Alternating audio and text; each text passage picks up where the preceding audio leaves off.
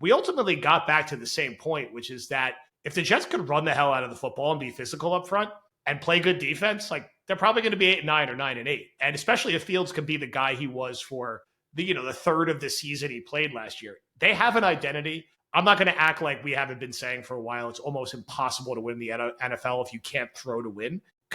No one thinks the Jets are going to win the Super Bowl this year, but can they be the sixth or seventh or eighth best team in the AFC if they have a very strong identity and they're one of the best running teams in the NFL and they have a top 10, 11, 12, 13 defense because certain things break right? That's kind of your path. And if you're looking at the roster and the depth chart and you're Aaron Glenn and Tanner Engstrand, that's how you want to play football. How are you not having Braylon Allen very heavily involved and Isaiah Davis heavily involved? You're sacrificing touches for them for who? Gibson, Malachi Corley, and Alan Lazard? Like, get your best players out there. Right, and you have to factor in, this staff is probably going into and looking at it and saying, we like Breece Hall's skill set.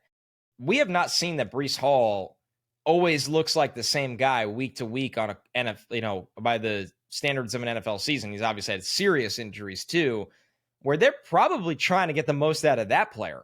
And maybe the most out of that player is if we're running the ball 25 plus times a game, is 15 touches counting catching the ball for Breece what keeps him at his best version. And then, I'm talking designed runs here too, like not field scrambles. And then is Braylon Allen getting 7 carries and 3 design runs for Fields? And that number can really fluctuate on a week-by-week basis, depending who you're playing in game script. And then you have Fields scrambles. So they need more than just Breece Hall. This isn't the NFL of, hey, this guy gets 30 carries or even 25 carries anymore, especially with what you need from him in the pass game. So it's a really, really good point.